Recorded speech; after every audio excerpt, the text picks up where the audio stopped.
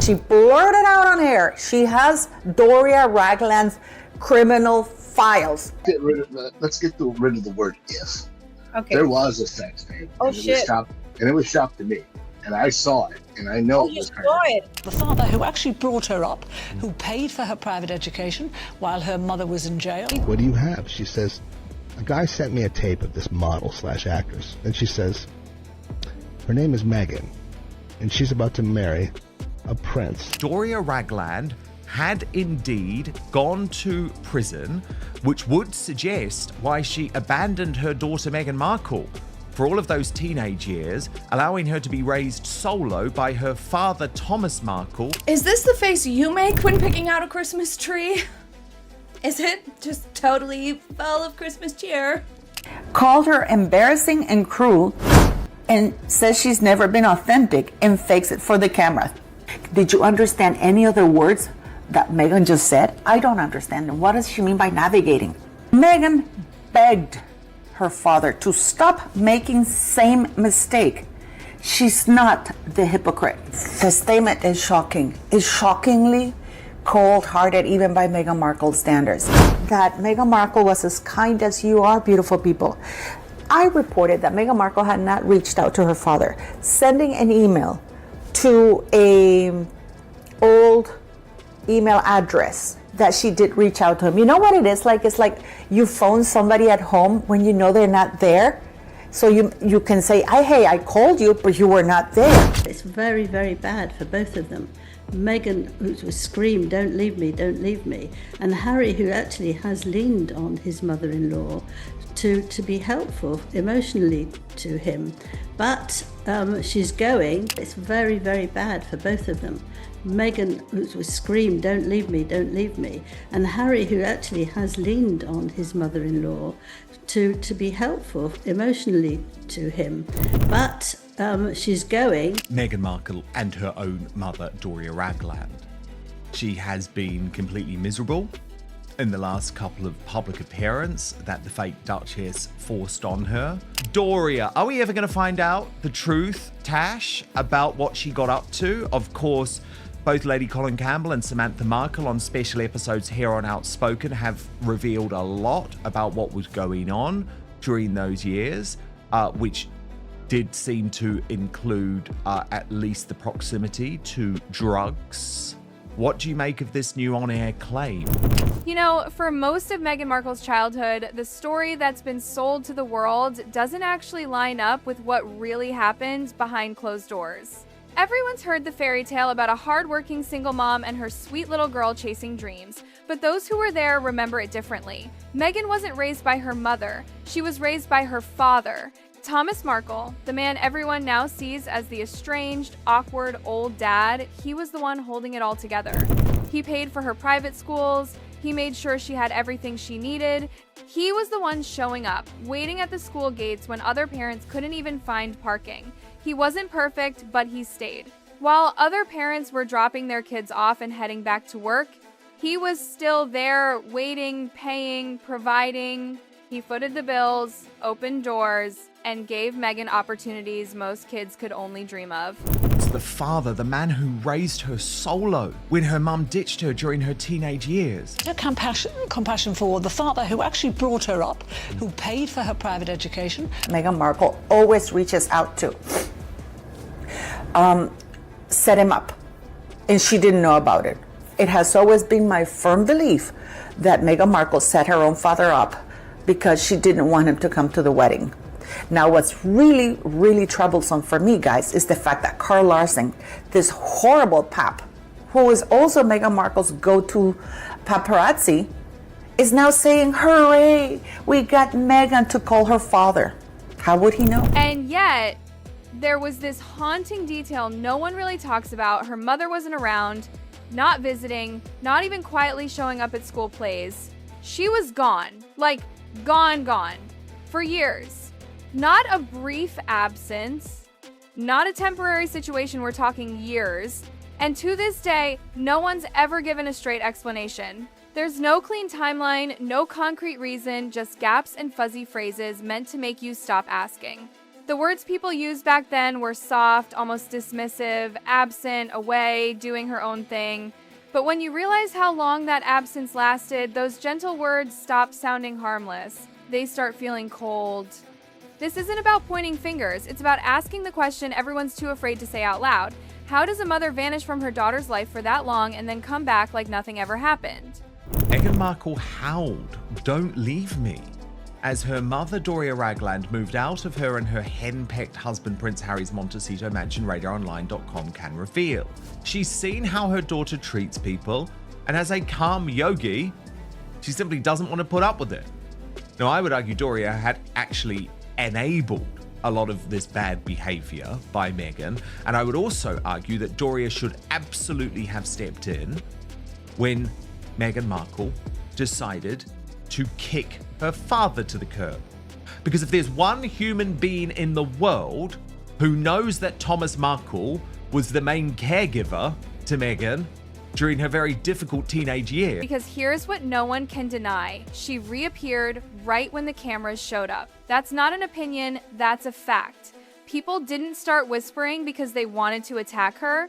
They started because the math didn't add up.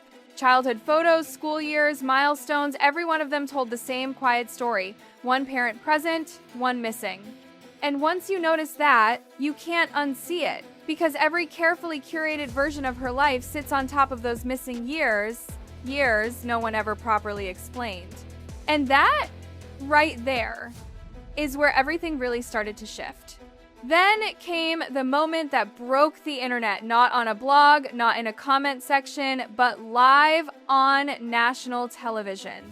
GB News, heated panel, voices rising, and then out of nowhere, one contributor said the quiet part out loud. They said Meghan's mother had gone to prison. Not hinted, not implied, said it. On air, with cameras rolling. The silence in that studio was deafening. You could almost see people freeze mid-breath. And just like that, chaos. One of the panelists jumped in, desperately trying to change the topic. The host stumbled. The laughter sounded nervous. Didn't treat her father the way that she is now treating her. Angela Levin, our royal mastermind and Prince Harry's biographer, joins us now. Angela, things haven't been good for some time between Doria and Meghan Markle, have they? It's been very obvious in Doria's couple of brief appearances on Meghan's media projects that she's just not interested. She doesn't like being dragged into the spotlight and used in the same way. And then, of course, we listened to that Tina Knowles podcast where it was like, oh no, my mum just decided to go to Beyonce without me. And that was a real key moment. But here's the thing. When something is completely false on live TV, producers cut the feed, hosts shut it down, lawyers intervene.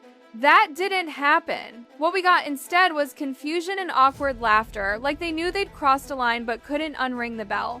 No denial, no, that's false, no shutdown, just a quick, shaky move to safer ground. And that reaction, or lack of, one was louder than the statement itself. Because once something crosses from internet gossip into live broadcast territory, it changes everything. People instantly started asking, if that was a lie, why didn't anyone stop it right there? That split-second moment did more damage than 1,000 online rumors ever could because it felt real. It wasn't rehearsed, it wasn't planted, it just slipped out. And the panic in the room made it even worse. The conversation stumbled forward awkwardly after that, with the host scrambling to drag it back to royal family health updates. They tried comparing it to the king's medical situation, saying, isn't that private too? But no one was listening, the air was thick. It was clear they were trying to bury what had just been said under polite small talk. Meghan Markle isn't someone who sits quietly when the press crosses a line. We've seen her sue tabloids for headlines, for letters, even for the tone of how something was written. She's taken on major publications in 2 continents. When she wants to correct something, she does it within hours. So when something this explosive hit live TV and nothing happened, no legal threats, no statement, no letter from lawyers, people noticed. The silence spoke volumes. And that silence, that careful, deliberate silence, felt different. Because silence, when it comes from someone who usually fights loud, isn't peace. It's strategy. And people picked up on it immediately. Clips from that broadcast spread like wildfire. Reposts, rewinds, breakdowns, everyone noticed that it wasn't being taken down the way old stories used to vanish overnight. The more it stayed up, the more people started connecting dots. Because if something is truly baseless, you kill it.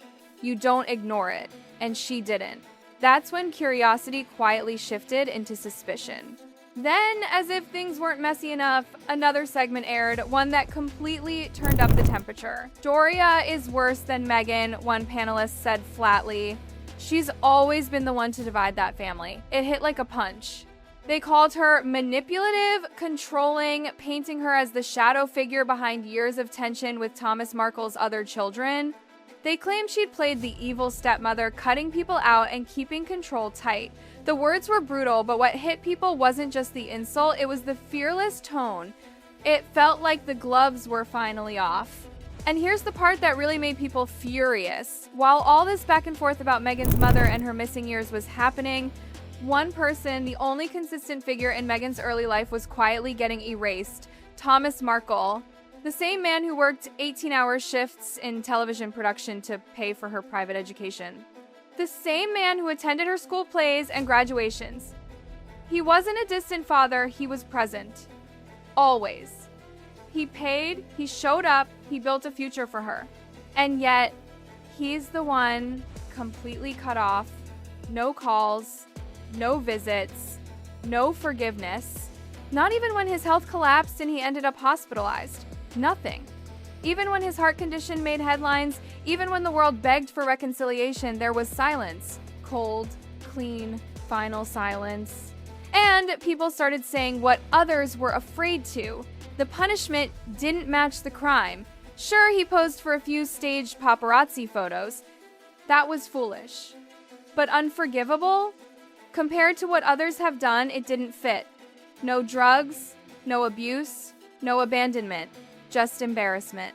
And yet, the parent who stayed was erased, while the one who disappeared for years sat front row at the royal wedding. That's when the world collectively went, wait, what? It wasn't gossip anymore, it was logic. Because when you line up the timelines, it looks like a story written backward. The father who raised her got sidelined, the mother who wasn't there got spotlighted. And here's the truth, no one wanted to admit rumors don't survive this long unless something keeps feeding them. They fade when the truth replaces them. This one, it only got louder. You could feel the public shifting. The sympathy that once poured out in glossy interviews started to curdle. People weren't hating, they were confused. Because the more they tried to piece together the story, the more holes they found. It was like a puzzle with missing corners. Over the years, Meghan's explanations kept changing. Sometimes it was privacy. Sometimes it was personal growth. Sometimes different paths. Then other times it turned into vague hints about difficult years, toxic environments, or choosing peace. But the one thing that never came out was a clear, grounded explanation of where her mother was all those years. No timeline, no closure, just carefully curated fragments. And that's why speculation started growing like wildfire. People tossed around every theory imaginable: prison, rehab, running from debt, spiritual communes, even hiding from responsibility. None of it confirmed, all of it filling the vacuum left by silence. Because when you leave a blank space that big in a public story, people will write in their own version. It wasn't just about the details anymore. It was about the pattern. Gone for years. Returns when fame arrives. Stays silent while the other parent gets villainized. It looked less like coincidence and more like a script. And no matter how many times the PR team tried to sweep it under the rug, it crawled right back. Because real life doesn't vanish when you pretend it never happened. That's when Netflix entered the picture. The so-called safe zone. A big budget stage where Meghan and Harry had full control, cameras, edits, narrative. It was supposed to be perfect. But when With Love, Meghan dropped, the vibe wasn't what anyone expected.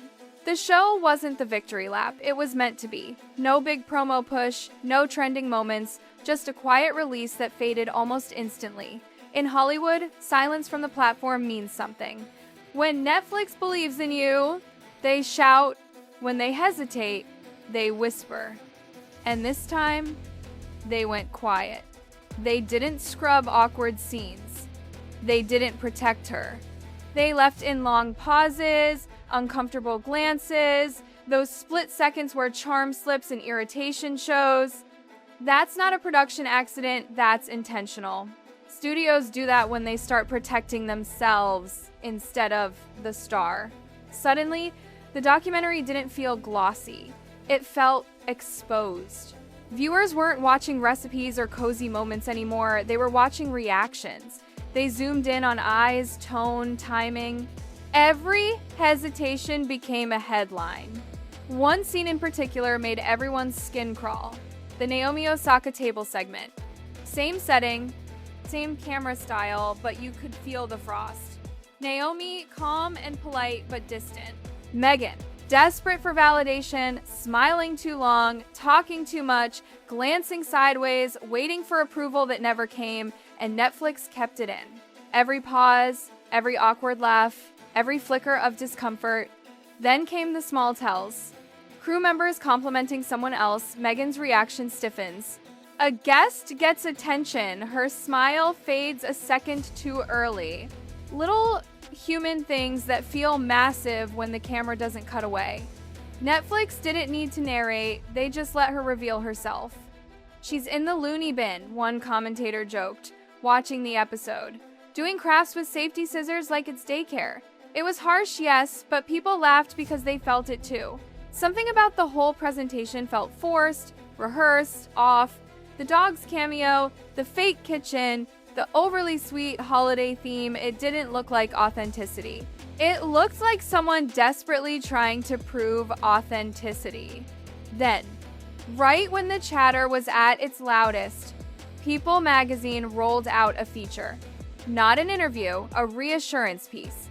It was all sunshine, all perfect phrasing, stronger than ever. No tension, aligned. The kind of language PR teams use when something is falling apart behind the scenes. Because when things are truly fine, nobody rushes to announce it. The timing was too perfect to ignore. Right after low viewership, awkward edits, and new live TV controversies, here comes the glossy cleanup. Viewers saw right through it. Why are they telling us this? People asked. Who's this message really for? That's the problem with over-control. Once the public senses spin, they assume there's fire under the smoke. And no matter how much you try to smother it, the internet keeps replaying the sparks. They reminded everyone of what started it all, that live GB News moment where the wrong words slipped out and no one stopped them. Because once something like that makes it to broadcast, it doesn't matter if it's true. What matters is how people reacted. You can't unring that bell. You can't unsay those words. And the fact that Meghan, who usually moves faster than anyone in damage control, chose not to act, that's what burned into people's minds. And that's exactly what's happening here. The missing mother years. The silence when truth demanded noise. The awkward on-camera reactions. The timing of every reassurance article. The contrast between the parent who stayed and the one who disappeared. It's not hate driving the curiosity, it's instinct. People sense when something's being hidden, and when the same topic keeps resurfacing year after year, it means one thing: somebody never told the full story. The Meghan narrative, once perfectly polished, is now full of cracks, and those cracks are glowing under the spotlight. Because when a story leaves more questions than answers, the world doesn't move on, it waits. And that's where this stands unfinished, uneasy, and louder than ever.